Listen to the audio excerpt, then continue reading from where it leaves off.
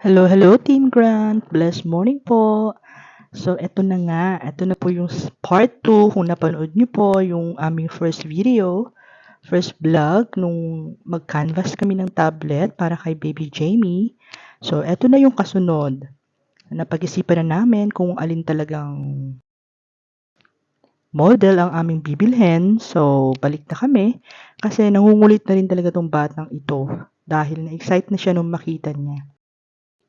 So dahil maganda na nga ang panahon, medyo hindi na siya mainit, na-excite na rin ulit kami maglakad-lakad. Kaya kahit tanghaling tapat, gora na naman kami.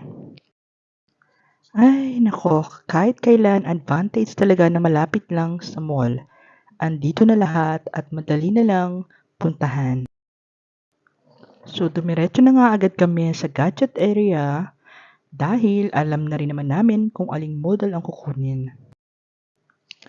And syempre, para makasiguro ang Daddy Jimmy ay tinry talaga niya kung gumagana lahat ng mga apps na ginagamit ni Jamie sa school para hindi na rin kami pabalik-balik pa.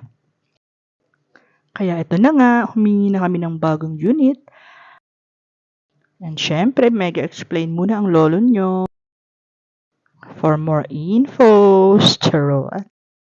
And syempre, after nito, as usual, grocery time na naman. So, samahan nyo kami guys mag-grocery. Thanks for watching. God bless you all.